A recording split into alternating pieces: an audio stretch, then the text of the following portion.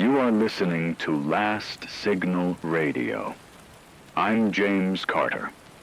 It is, and I want to be precise about this, 4 consecutive days that this station has remained on air without interruption.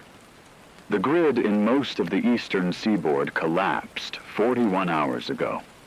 We are running on a diesel generator in the basement of this building. We have fuel for approximately another 60 hours. After that, we don't know. What I do know, with absolute certainty, is that what is unfolding right now is not a temporary disruption. The United Nations Food and Agriculture Organization confirmed before their communications infrastructure went dark that global cereal grain reserves have dropped below 19 days of total consumption. 19 days. That is the lowest figure in recorded modern history.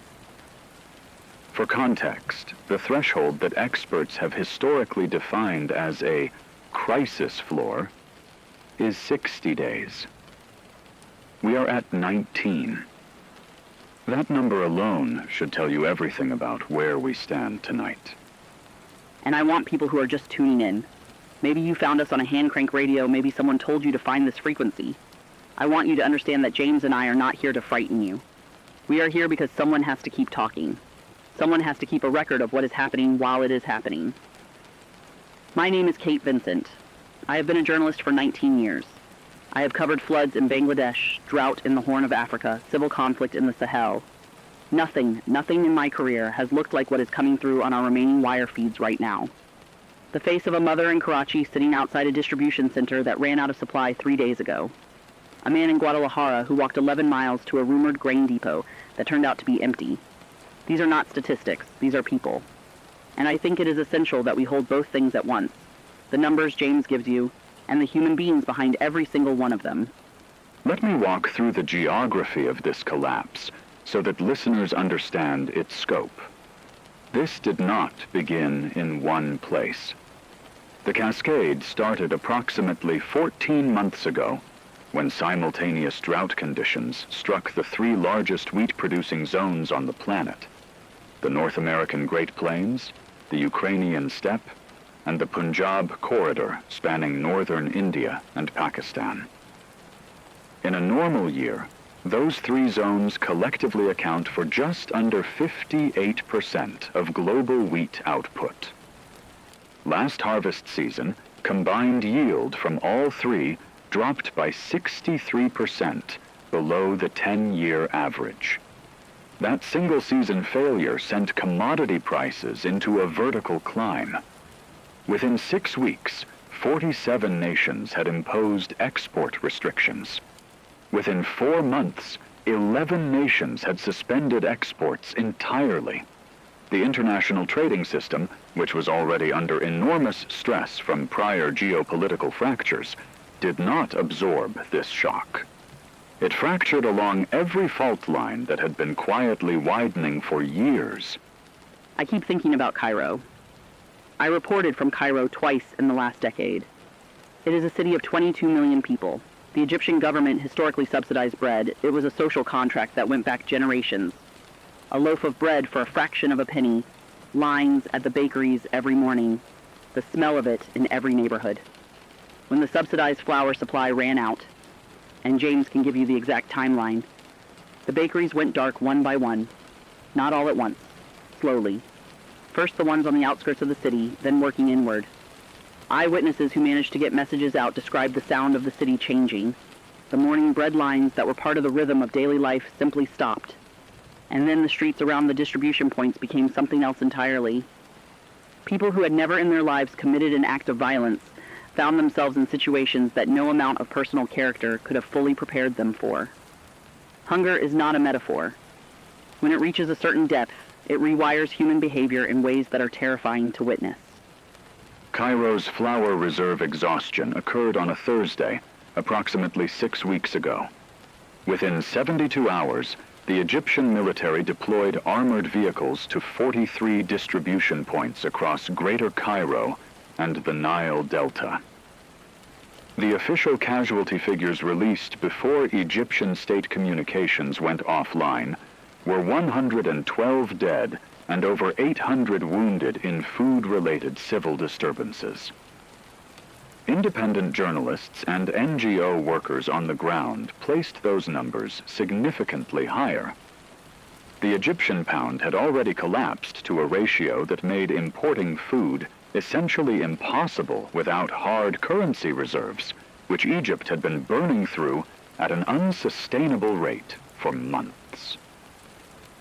The government's last public statement urged citizens to remain calm and conserve. That statement was issued 48 hours before the Cairo metropolitan power grid went down. The grid has not been restored. We have had no confirmed communications from Egyptian government authorities in 31 hours. 31 hours of silence from a government of 100 million people. I want listeners to sit with that for a moment. 100 million people. And we have one wire report timestamped 18 hours ago, from a Reuters correspondent who was sheltering in a hotel in Alexandria. She described looking out from a 7th-floor window at the harbor. She said fishing boats that had not moved from the docks in years were suddenly being taken out, overloaded with families and their belongings. She said she counted 31 boats leave the harbor in a 2-hour window.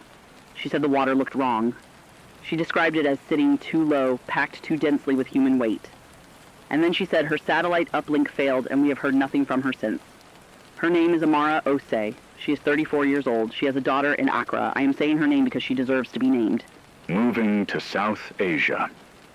The Indian subcontinent is experiencing what agricultural economists are now describing as a compound failure, meaning the crisis is not driven by a single cause, but by the convergence of multiple simultaneous breakdowns. The monsoon season produced rainfall at 41% below historical average for the 3rd consecutive year. The aquifer systems underlying Punjab and Haryana, which powered the green revolution of the 20th century and fed hundreds of millions of people, are now critically depleted.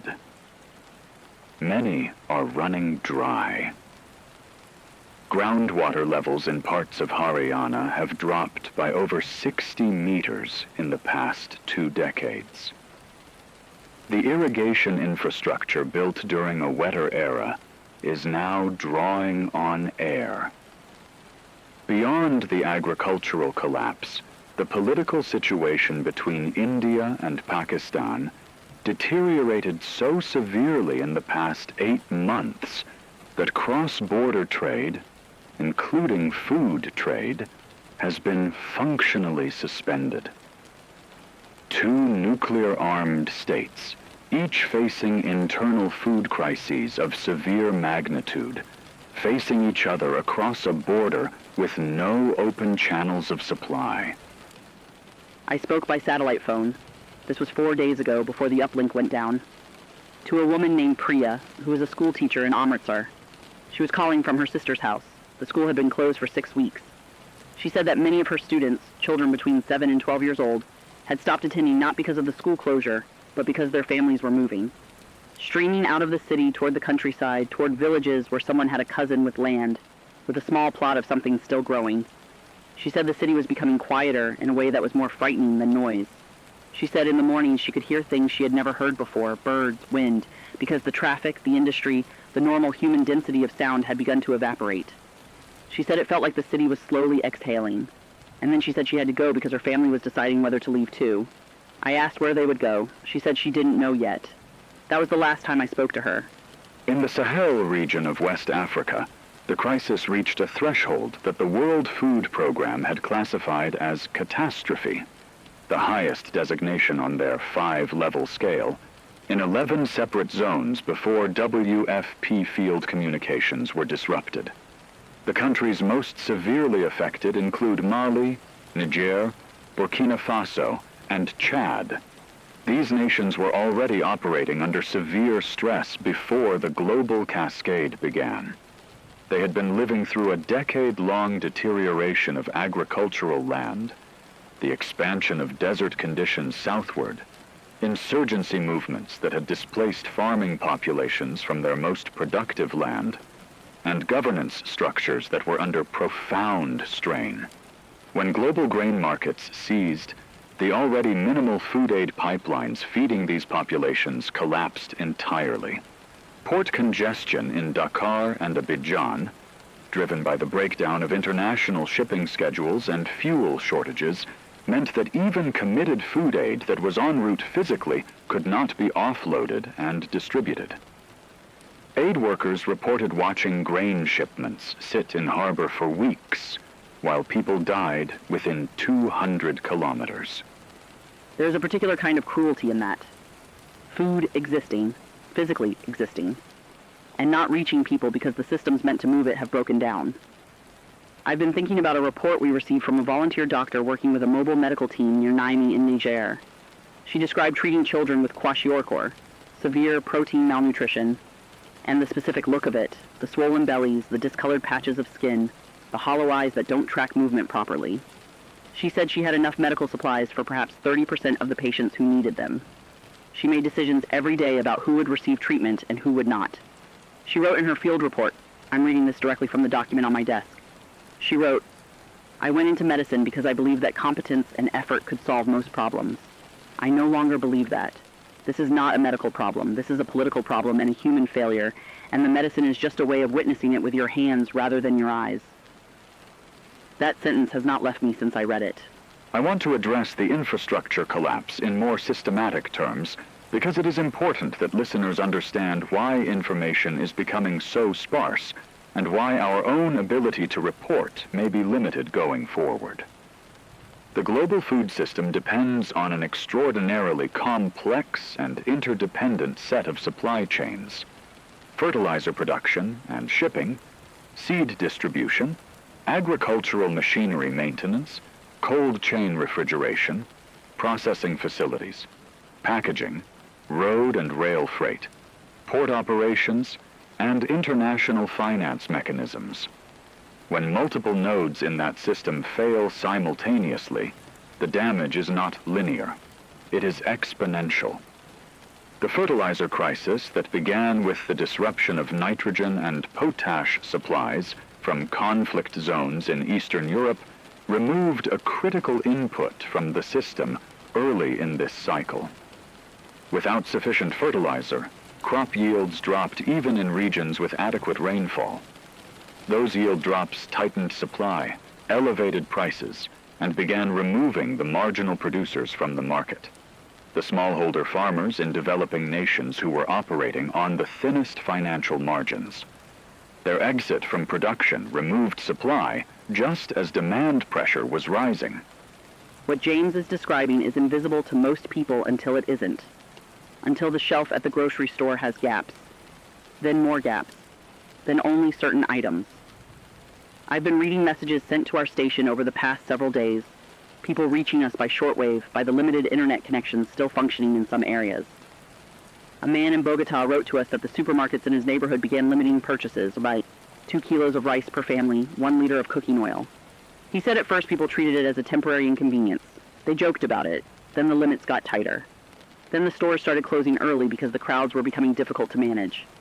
Then one store didn't open one morning, just didn't open. And he wrote, the morning it didn't open, I stood in front of the closed metal shutter with maybe 50 other people, and we all just stood there. No one said anything. We had all been expecting it, and somehow it was still a shock. I think that's the thing about this crisis. We have been seeing it coming for so long, and it still lands like a physical blow every time another piece of the world goes quiet. Colombia and Venezuela represent an interesting case study in contrasting trajectories under stress. Venezuela entered this global crisis already severely weakened. More than a decade of economic mismanagement, hyperinflation, and agricultural sector collapse meant the country's food production capacity was a fraction of what it had been at the start of the century. Venezuela was already heavily dependent on food imports when global supplies began constricting. The result has been cascading. Caracas, a city of nearly 3 million people, is now functioning at what field reporters described before communications went down, as approximately 30% of normal urban activity. Power outages average 16 hours per day. Water treatment is intermittent. The government-run food distribution boxes, which were already inadequate, have not been refilled in the majority of neighborhoods for over 3 weeks. By contrast, Colombia entered this crisis with stronger institutions and a more diversified agricultural base, but the scale of the regional disruption has overwhelmed those advantages. The Venezuelan refugee crisis, which had already strained Colombian social infrastructure for years, has intensified dramatically as conditions across the border became unsurvivable. There's a refugee camp outside of Cucuta, the Colombian border city that has been a crossing point for years, that was designed to hold perhaps 8,000 people. A field report from 2 weeks ago estimated the population at somewhere between 40 and 60,000. The report described a zone stretching outward from the official camp perimeter, where people were simply living in the open. Tarpaulins, pieces of cardboard, plastic sheeting strung between trees, children running without shoes on roads made of compressed dirt and debris. The report described the medical team there as attempting to treat malnutrition, cholera, and respiratory infections simultaneously with equipment and medication designed for a fraction of the population. The author of that report, a Red Cross logistics coordinator named Felipe Mora, ended his document with a note to his supervisor. He wrote that he needed to know whether resupply was coming because they had 4 days of oral rehydration salts left, and without them children would begin dying of dehydration within days of the supply running out. We do not know if that resupply came. Let me turn to Europe, because I think there is a significant misconception among some of our listeners that the crisis is confined to the developing world. It is not. The European Union experienced a severe drought across southern and central Europe.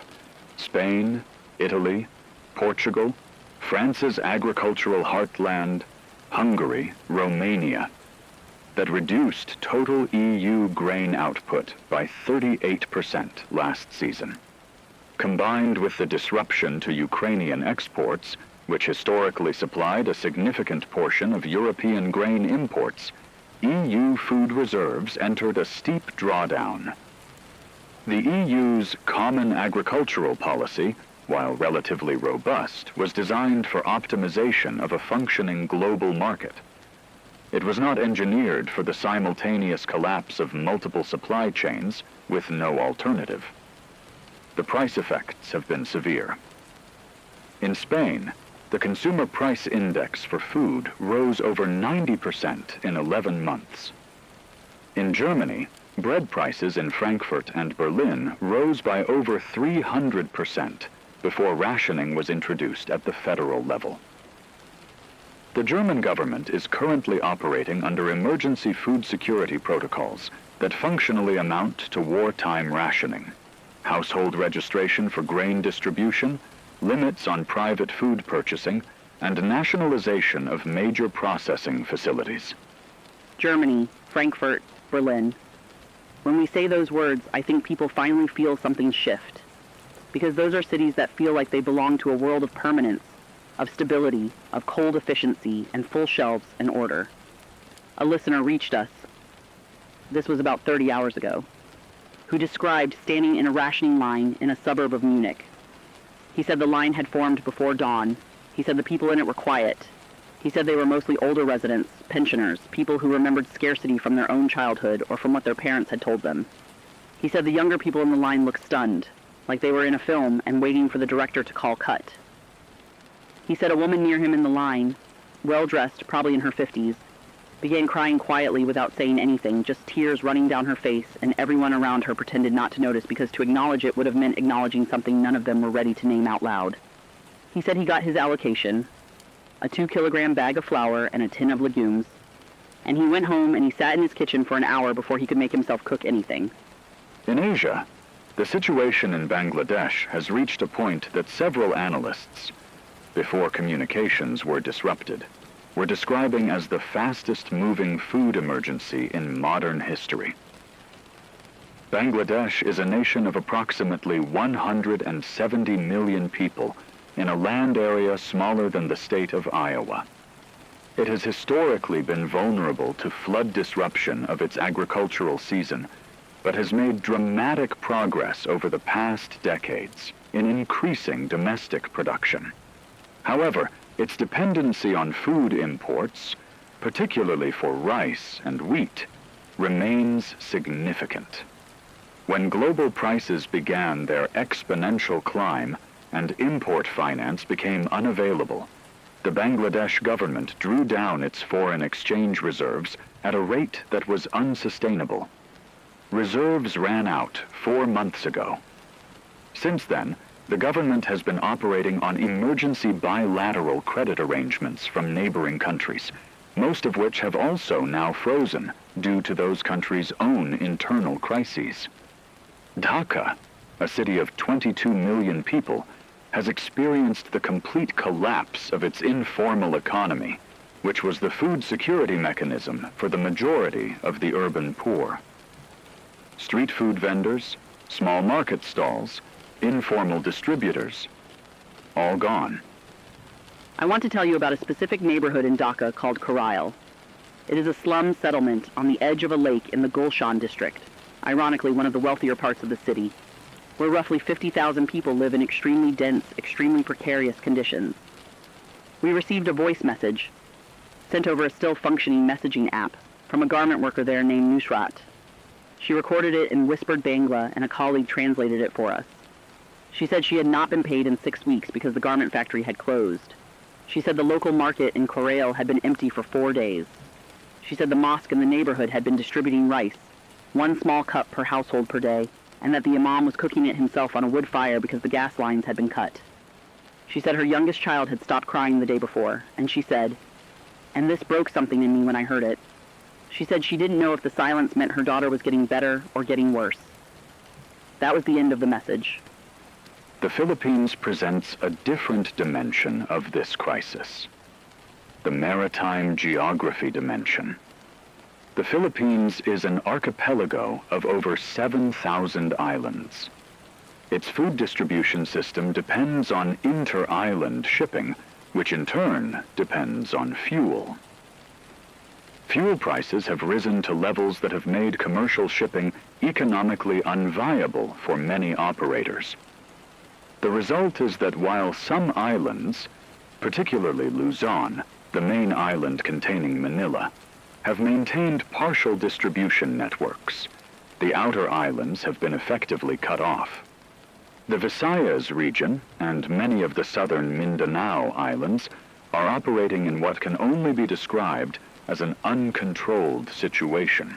Manila itself, metropolitan population of 14 million, is experiencing rotating blackouts of 20 hours per day as the power generation system, which depends on imported coal and gas, has been progressively shut down.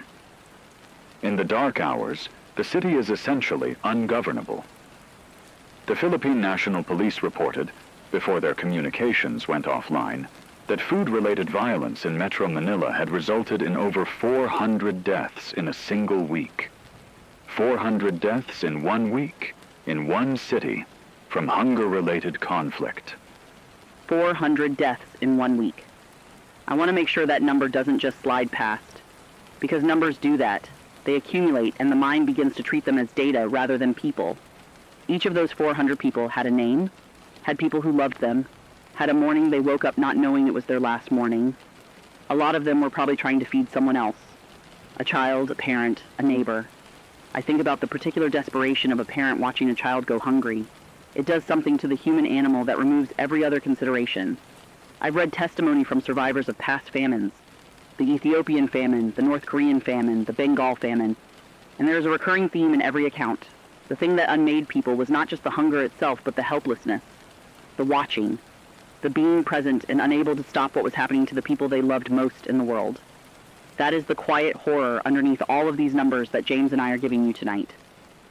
I want to address the global supply chain for fertilizer in more detail, because it is a piece of the story that has not received adequate attention in most coverage, and it is critically important for understanding why this crisis will not be brief. Modern industrial agriculture is almost entirely dependent on synthetic nitrogen fertilizer, specifically ammonia and its derivatives, produced through the Haber-Bosch process. This process requires enormous quantities of natural gas as a feedstock. When natural gas prices spiked, driven initially by geopolitical conflict in Europe and then by general energy market collapse, the economics of fertilizer production became unsustainable for many producers. Plants in the United Kingdom, Germany, Lithuania, and the United States curtailed or halted production. The remaining major producers, Russia, China, and several Gulf states, reduced exports for domestic stockpiling. The result was a global fertilizer shortage that hit farmers ahead of the planting season. Farmers who couldn't afford fertilizer planted less, planted lower-yielding varieties, or didn't plant at all. That decision, made at millions of individual farm levels last year, is the harvest we are not receiving this year. And this is the piece that keeps me awake at night when I try to rest, which is rarely. Because the fertilizer shortage doesn't just affect this harvest. It affects the next one, and the one after that. There is a concept in agriculture called soil bank, the accumulated fertility in the soil from years of cultivation and amendment. When you stop applying fertilizer, you start drawing on that bank. And once it's depleted, the soil becomes much harder to bring back into productivity. We are burning through generations of accumulated agricultural investment. A farmer in Iowa, I know this because I spoke by shortwave to a journalist in Des Moines 2 days ago, told him that he had cut his planted acres by 40% because he simply couldn't afford the inputs. He said he felt like he was watching his grandfather's farm die in slow motion.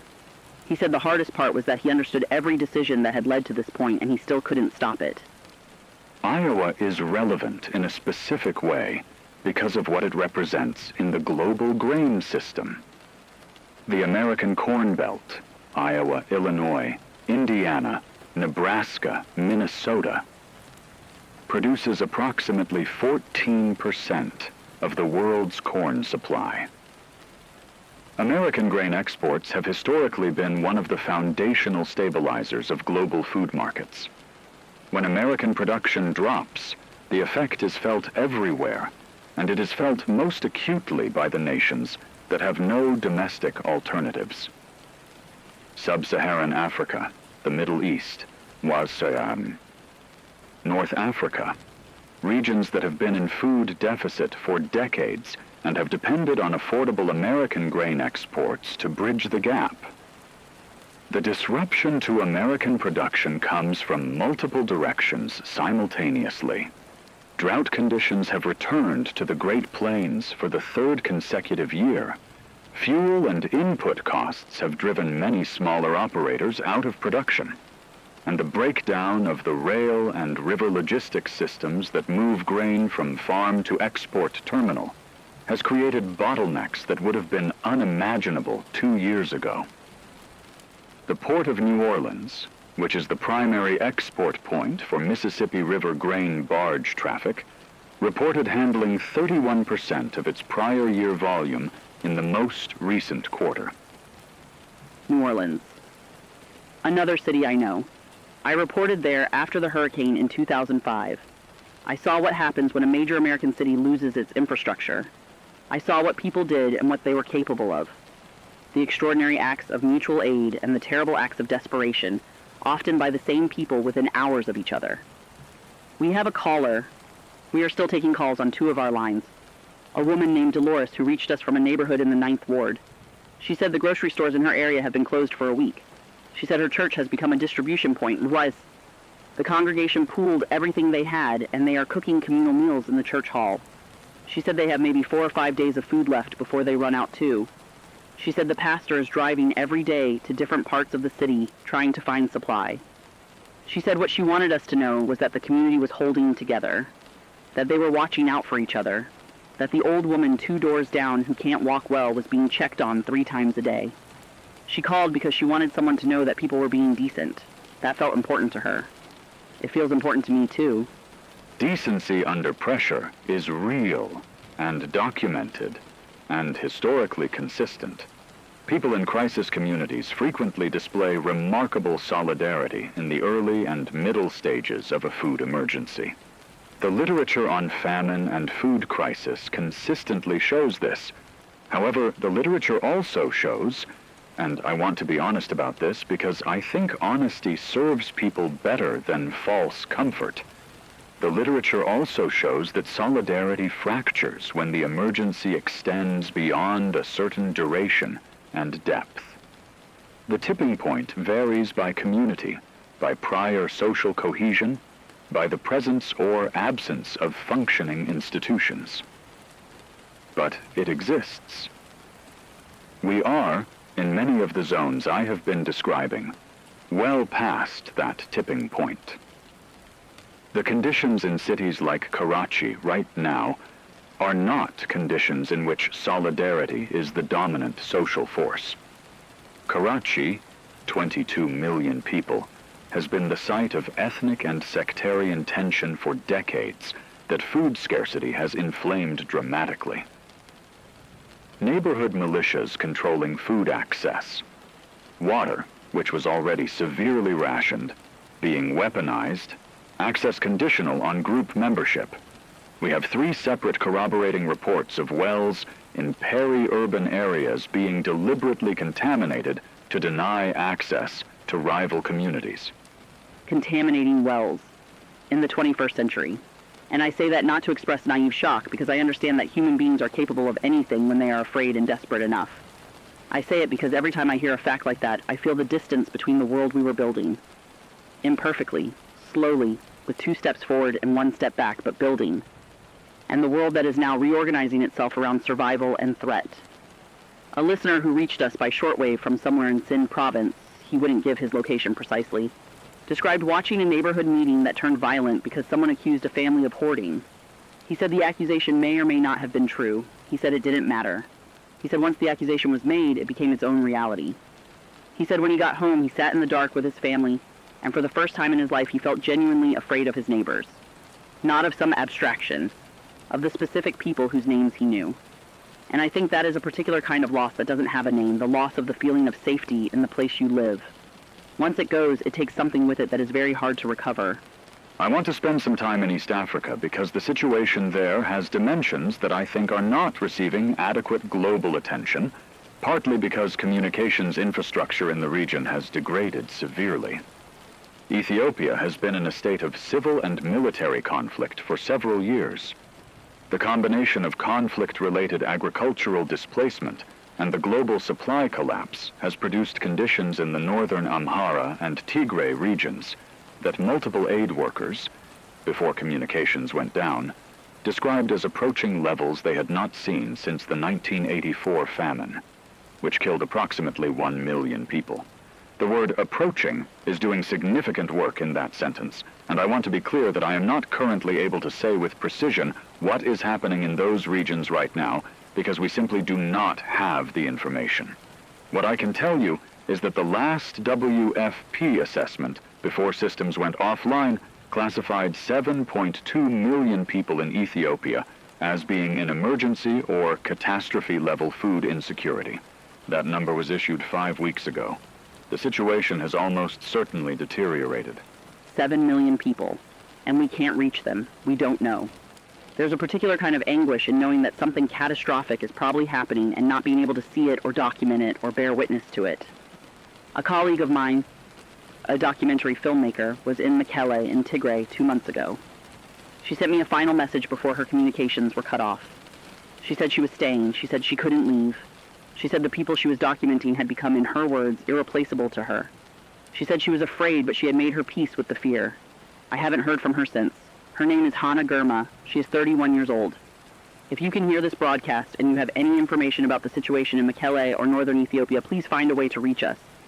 The impact on children specifically is a dimension that requires separate attention, because the physiological consequences of severe malnutrition in children under 5 are not merely the consequences of hunger.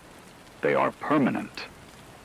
Severe acute malnutrition in early childhood produces stunting, both physical and cognitive, that persists throughout life, regardless of subsequent nutritional improvement. UNICEF had projected, in its last published assessment, that if current trends continued for another 6 months, upward of 50 million children globally would experience severe acute malnutrition. That assessment was issued 7 weeks ago. We are 7 weeks further into those trends continuing. The cognitive impairment from malnutrition in early childhood operates on a generational timescale. What is happening to children under 5 right now will express itself in diminished educational outcomes, lower economic productivity, and compromised health 20 and 30 years from now. The damage to human capital from this crisis will outlast the crisis itself by decades. I received a message yesterday from a pediatric nurse named Rosa, working in a clinic in Port-au-Prince. Haiti was already in collapse before this global crisis. She said the clinic had run out of plumpy nut, the therapeutic food used to treat severe acute malnutrition in children, 3 weeks ago. She said they had been trying to make homemade alternatives with whatever they could source locally: ground peanuts, oil, powdered milk when available, sugar. She said the homemade version wasn't working as well. She said she had a ward of 31 children. She said she knew some of them by name so well now that it was going to be with her for the rest of her life, whatever happened. She didn't specify what she meant by whatever happened. She didn't need to. She said there was a 2-year-old boy named Theodore in the bed nearest the window. She said he had arrived 2 weeks ago, unable to lift his head. She said yesterday he had smiled at her. She said she was reporting that to us specifically because she needed there to be a record of Theodore smiling. That happened. In the middle of everything, that happened. I want to turn to the question of governance collapse, because the food crisis is functioning as a stress test on political institutions globally, and a significant number of those institutions are failing the test. In the past 4 months, we have seen government changes or collapses in 9 countries directly attributable to food crisis conditions.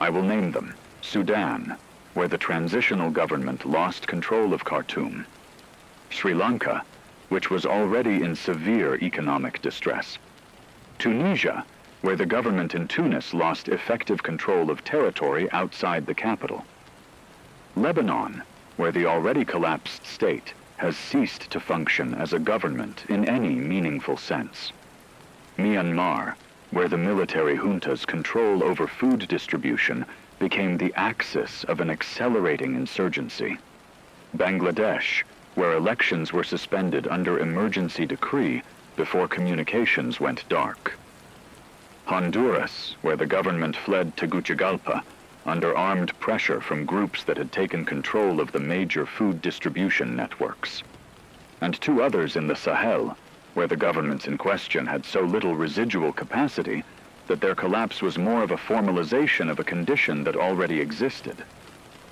In each of these cases, the food crisis did not create the underlying fragility. It found the cracks and opened them. Lebanon. I covered Beirut in 2020 when the port exploded. I was there for weeks. I saw a city that was already exhausted by years of dysfunction and corruption try to process a catastrophe layered on top of a catastrophe. The Lebanese people have a word: balad. That means country, nation, homeland. I heard it used in so many ways during that time, with love, with frustration, with a kind of exhausted tenderness. A friend I made there, a chef who ran a small restaurant in Mar Mikhail that was destroyed in the blast, she rebuilt. She opened again. She kept feeding people, kept the restaurant as a gathering place because she said it mattered that people ate together, that sitting around food with other human beings was an act of resistance against despair. I wonder about her tonight. I wonder if the restaurant is still open. I wonder if there is anything left to cook. Beirut has been in darkness for... James, what's the last confirmed information we have on Beirut? The last confirmed communications from Beirut were approximately 56 hours ago. At that time, the city was operating without grid power. It had been running on private generators, many of which had run out of fuel. The banking system had been non-functional for months. The Lebanese pound had lost all function as a currency. The informal dollar-based economy that had replaced it was freezing up as dollar cash supplies ran out. Port access was being controlled by armed factions with no central governmental authority capable of challenging them. Food coming into the port, when it came at all, was being distributed according to factional logic, rather than humanitarian logic. Areas aligned with certain political military groups were receiving supply. Areas without such alignment were not. The last report from an NGO worker in the Bekaa Valley described entire villages mobilizing to plant whatever they could in any available land, parks, roadsides, private lots, out of a recognition that formal supply chains had permanently broken down and survival would depend on what they could grow themselves. I find something in that, planting in parks and roadsides, that I want to hold on to. Because it is an act of hope, isn't it? However desperate, however insufficient, it is a decision that tomorrow will come and something will need to grow into it. I've been thinking a lot about what holds people together when systems fail. Not governments, not supply chains, not institutions, but the actual tissue of human connection. A man in Lagos sent us a voice message. Lagos is a city of 15 million, and it is operating under conditions I'll let James describe. But this man, his name is Emmanuel, said that his neighborhood had formed what he called a feeding circle. 12 families. Each family contributed whatever they had, however little. One person did all the cooking. They ate together every evening. He said some evenings there was almost nothing. He said some evenings someone produced something unexpected, a bag of gari, a few yams from someone's backyard garden, and it felt like a miracle. He said the thing that kept them sane was eating together. The act of sitting down and acknowledging that this meal, however inadequate, was shared. He said that felt human in a way that nothing else did anymore. Lagos is a useful case study in urban resilience under stress, and Emmanuel's feeding circle is in fact consistent with documented adaptive behaviors in crisis economies. Lagos has a history of operating in conditions of infrastructure dysfunction, power outages, water shortages, fuel scarcity, and has developed informal adaptive systems that more formally organized cities often lack. That said, the scale of the current crisis has overwhelmed even Lagos's considerable informal resilience. The city is now experiencing a second wave of internal displacement, people from other parts of Nigeria streaming into Lagos seeking food, which is paradoxically making the food situation in Lagos worse, while the food situation in the regions they are leaving becomes simultaneously worse because the farming population is abandoning land. Nigerian federal food reserves, which were never robust, have been functionally exhausted. The National Emergency Management Agency issued a statement, now 3 weeks old, calling for international assistance. That statement went largely unanswered, partly because the nations that would normally respond are managing their own crises. That statement went largely unanswered. That sentence is doing so much work, and I think it's worth unpacking. For the entirety of the modern humanitarian era, which we might date from roughly the post-Second World War period, there has been a system. An imperfect, inadequate, often deeply frustrating system, but a system, the UN agencies, the major NGOs, the bilateral government aid programs. The system functioned on the assumption that when catastrophe struck a particular place, there were other places from which resources could be mobilized and directed toward it. That assumption was premised on asymmetry, that some parts of the world were stable and prosperous enough to generate surplus that could be redirected. When the crisis becomes global, when the places that were supposed to send help are themselves struggling, the entire architecture of the international humanitarian system becomes incoherent. There is no outside, there is nowhere to send for help from. And I think that is a genuinely new thing in the world, a structural change that we are still in the middle of processing. Brazil represents one of the more complex cases in the current crisis. Brazil is a major agricultural producer, one of the largest in the world, with significant production of soybeans, corn, beef, coffee, and sugar. In theory, Brazil should be well positioned in a global food shortage. In practice, the picture is considerably more complicated. Brazilian agricultural production is heavily export-oriented. The system was built to send food to global markets, not to feed the Brazilian domestic population, particularly the urban poor. The Brazilian government has imposed export restrictions in an attempt to redirect domestic food supply inward, but the processing and distribution infrastructure to accomplish this efficiently doesn't fully exist. You have soybeans produced in Mato Grosso that are difficult to convert into food that feeds favela residents in Sao Paulo or Fortaleza.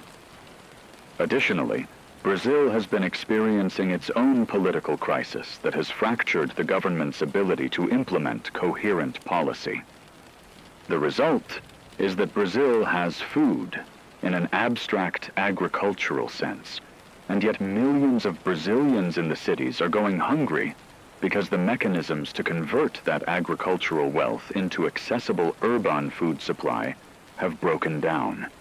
There's a favela in Sao Paulo, Vila Nova Esperança. The name means New Hope Village. And we received footage 3 days ago that showed the main street of the community, which is normally chaotic and dense and full of the overlapping energy of hundreds of thousands of people living in very close proximity. The footage showed it quiet, not empty. There were people, there were children, but quiet in the way of conservation, the way of a community that has pulled inward. The community kitchen that a local NGO had set up was visible in the footage, a tarpaulin over an outdoor cooking area, 2 large metal pots over a gas burner, a queue of people that stretched out of frame. The person filming panned to a wall where someone had written in large red spray paint, "Ninguém come sozinho aqui." Nobody eats alone here. I don't know who wrote it. I don't know if the community kitchen is still running. But that sentence, painted on a wall in a neighborhood where people are hungry, is one of the most human things I have encountered in the weeks we have been covering this. China's role in the current crisis is significant and has several dimensions that are not fully reflected in public understanding. China entered this global crisis with a policy of aggressive grain stockpiling. At various points in recent years, China held an estimated 60% of the world's corn reserves, 50% of its wheat reserves, and 40% of its rice reserves. This stockpiling policy meant that when global supplies tightened, China was relatively insulated in the short term.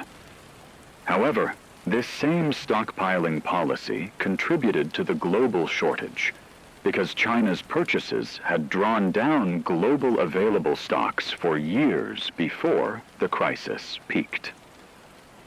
More significantly, China's domestic agricultural situation is under long-term structural stress. Soil degradation from decades of intensive chemical agriculture, aquifer depletion particularly in the North China Plain, loss of farmland to urbanization, and a growing vulnerability to extreme weather events.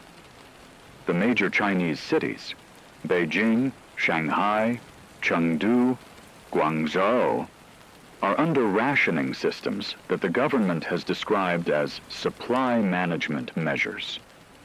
What conditions actually look like at street level in those cities, we cannot currently verify. The opacity is its own form of information. When a government stops letting you see what is happening, the absence itself tells you something. I think about the people in Beijing or Shanghai, ordinary people who are living through this with the same fear and hunger and confusion as people everywhere else, but who exist inside a system that is managing the information environment around them so completely that we can barely reach them and they can barely reach us. There is a particular loneliness in that, being in the middle of a global catastrophe and being unable to compare notes with the rest of humanity. A journalist based in Hong Kong, which has maintained somewhat more open communications, wrote to us through an encrypted channel and described conversations with relatives in Wuhan. She said they described the rationing system as orderly, but the underlying atmosphere as one of controlled anxiety. She said people were following the rules, taking their allocations, not making trouble, but there was something. She described it as a held breath, a tension in the way people moved and spoke that was new. Like everyone was waiting for something. Like the order was a performance everyone was sustaining through collective will, and everyone knew it was a performance, and the knowing was the most frightening part. Russia is a case that requires careful framing because it exists simultaneously as a major driver of this crisis and as a country now experiencing aspects of it. Russia was one of the world's largest wheat exporters before this crisis. The breakdown of Ukrainian agricultural production, a direct consequence of prolonged military conflict, removed a major competitor from global markets, which temporarily elevated Russian export revenues and geopolitical leverage. However, Russia's own domestic food system is under stresses that have been minimized in official communications. The sanctions regime imposed following military actions has disrupted access to agricultural inputs, certain types of specialized machinery, specific chemicals, agricultural technology. Russian domestic crop production has been increasingly dependent on older technology and methods with declining yields in several key producing regions. Additionally, the militarization of the Russian economy has drawn labor and resources away from the agricultural sector. The most recent information we have suggested that while major Russian cities were experiencing elevated but not catastrophic food stress, rural populations and populations in eastern Siberia were in considerably more difficult circumstances, with regional distribution systems beginning to fail.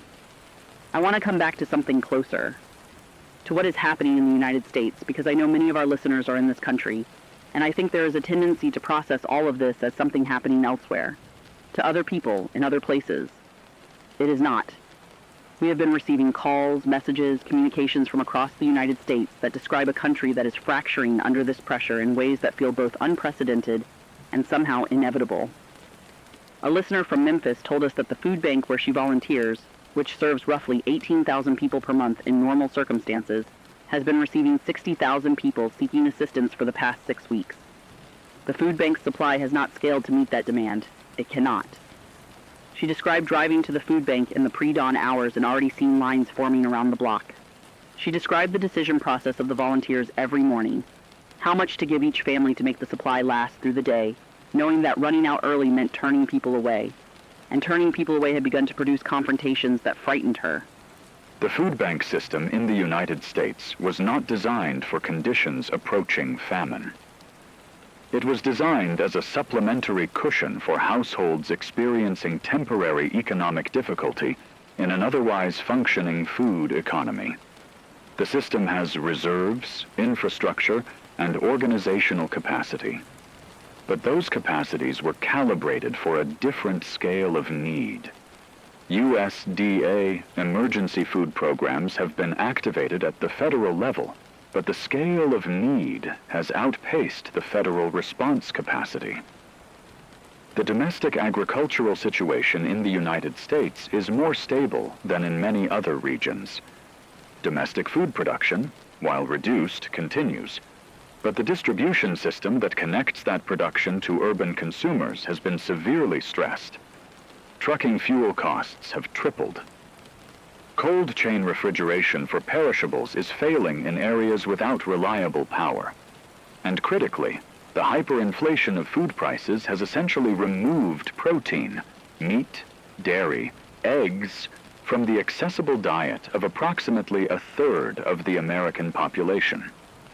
The caloric intake of a significant portion of Americans is now at levels that, were they observed in another country, would be classified as a food security emergency by the very agencies that the United States funds. A woman named Cheryl called us from Flint, Michigan. Flint, a city that has already lived through the slow violence of contaminated water, of being ignored and deprioritized while people suffered. She said she was calling because she wanted to say thank you to this station for staying on the air. She said she listened to us on a battery-powered radio. She said her neighborhood had organized a community garden in an empty lot that had been a burned-out house. She said they were growing what they could. She said the tomato plants were coming in, and it felt, in her words, like a small miracle every morning when they were still there. She said some kids in the neighborhood had taken to sleeping in the garden to protect it from being taken.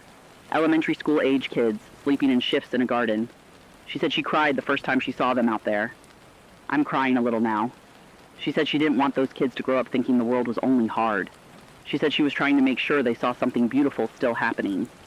The tomatoes are coming in. The psychological dimensions of this crisis are going to be profound and long-lasting in ways that are difficult to quantify but important to acknowledge. There is an established body of research on the psychological impacts of famine and food insecurity, impacts that extend far beyond the duration of the physical crisis itself. Populations that survive severe food crises show elevated rates of PTSD, anxiety disorders, and depression for years afterward. There are documented epigenetic effects.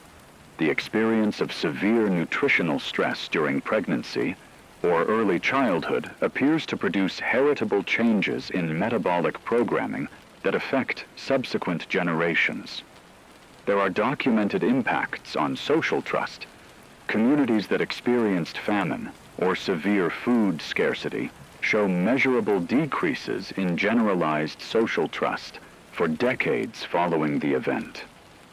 We are, right now, producing a global generation of trauma that will work itself through the human system in ways that will be studied and mourned for the rest of this century. And I think about the children, the ones who are old enough to understand what is happening, 8, 9, 10 years old enough to feel the fear in their parents, old enough to understand that the empty shelf means something serious, old enough to notice that the world that was described to them is not the world that is presenting itself. A child in that age range is constructing their foundational sense of what reality is and what other people can be trusted to be. What does it do to a 10-year-old's model of the world to have hunger be the defining experience of their formation?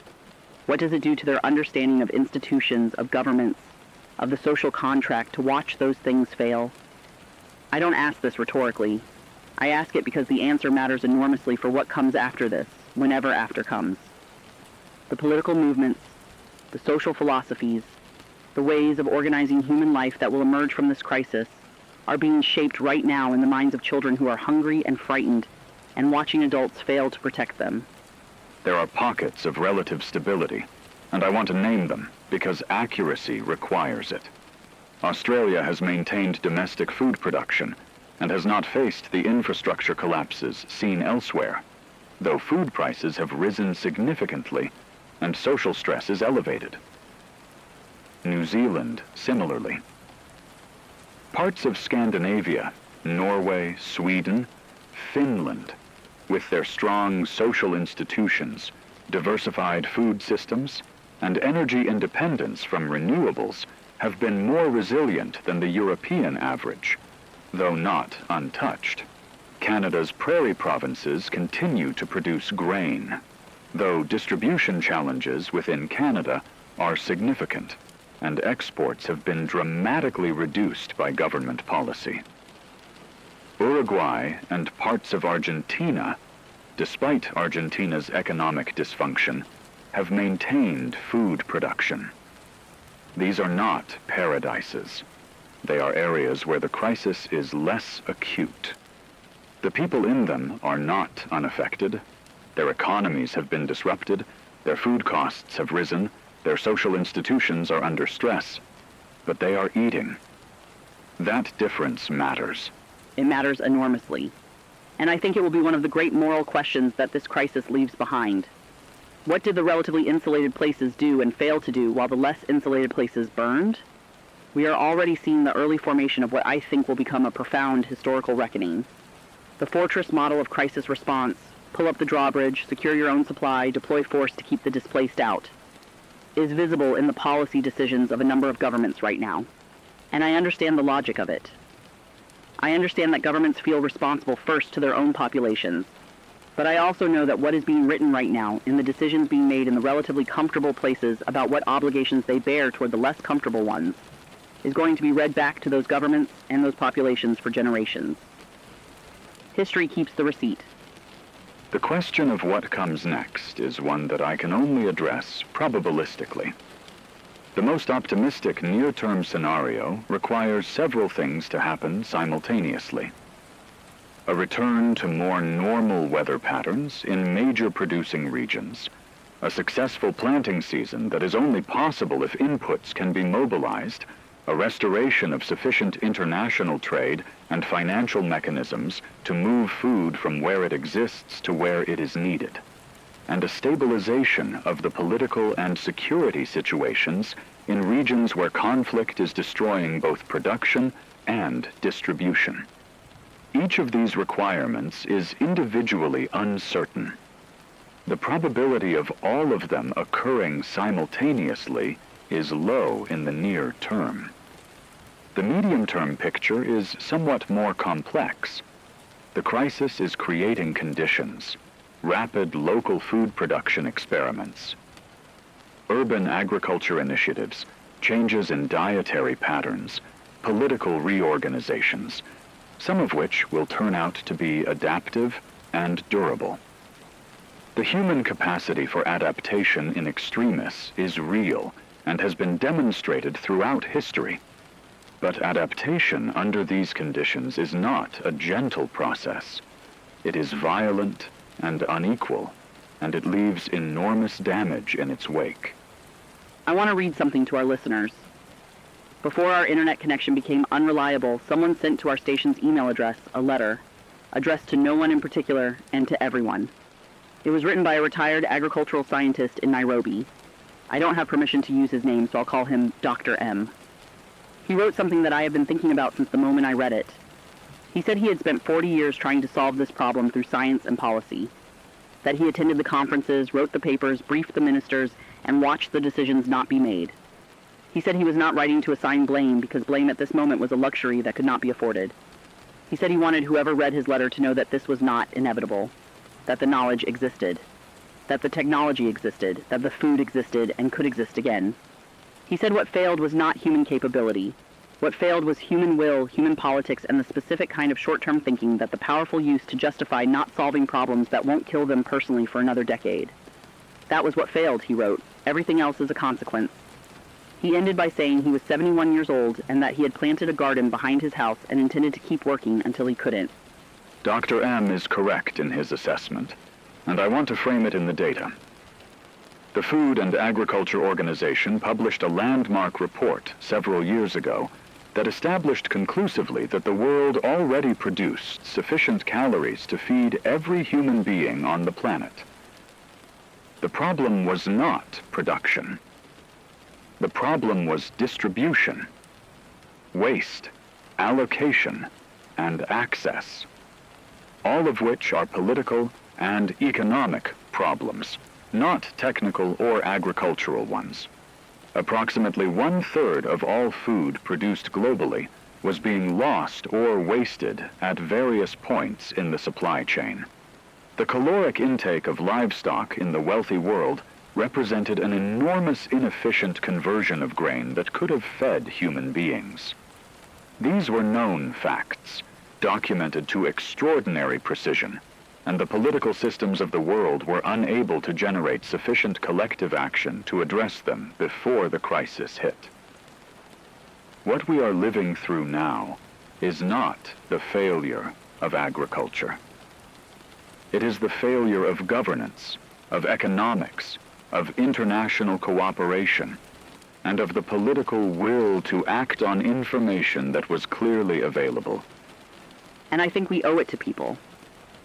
To the people in Karachi and Cairo and Corral and Cucuta, to Nusrat and Priya and Amara Osei and Felipe Mora, to Hannah Girma and Theodore who smiled, to say that clearly.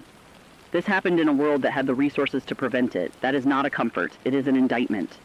And it is also, I believe, a reason why when this, whatever this becomes, whatever comes after this, when the other side of it arrives, we have to build differently. We have to build systems that are not premised on the assumption that the people at the margins can simply be left to the mercy of markets that don't see them. We have to build systems that are not one bad harvest season away from producing scenes like the ones we have been describing to you for 173 hours. We have to, because the alternative is doing this again. And I don't think the world survives doing this again. This station will remain on air as long as our generator holds fuel. We have teams working on extending that supply. We will continue broadcasting verified information as it reaches us. We have asked any listeners who have shortwave capability, satellite access, or functioning communications of any kind to attempt to relay information to us. We are trying to maintain a factual record of this moment. That is what we can do. To listeners in the affected regions, and that phrase now encompasses most of the world, the information we have strongly suggests that local food production, community food pooling, and reduction of food waste are the most impactful individual and community actions available. The international response mechanisms are not coming at scale because the nations that would normally mobilize them are managing their own internal crises. The solution, for the near term, is local. It is the feeding circles and the community gardens and the mosque rice and the church halls. It is the small things that are not small at all. I want to say one more thing before we go to whatever comes next. We have been on air for 173 hours. James and I have slept in this building. We have eaten what we brought and what the few remaining staff have been able to find. We are tired. We are scared in the way that everyone is scared right now. We are not different from you. We are just people who happen to have a microphone and a generator and a frequency and a belief that it matters to keep talking, that it matters to say the names, to say Amara Ose and Nusrat and Priya and Felipe Mora and Hannah Girma and Theodore and Emmanuel and Cheryl and Dr. M, to say the names of the cities, Cairo and Dhaka and Karachi and Beirut and Niamey and Manila and Mekelle and Cucuta and Flint, to say them into the air and let them exist in the record, because records survive things that people sometimes do not. And the record should say, people were here. People were hungry and afraid, and the systems failed them. And also, people planted gardens and burned lots and fed their neighbors and slept in shifts to protect tomato plants and cooked rice over wood fires in the dark. People held together, even here, even now. This is Last Signal Radio. I'm James Carter. My colleague is Kate Vincent. We are broadcasting from a building that has power for another 58 hours. We will use every one of those hours. Stay with us. Stay with us.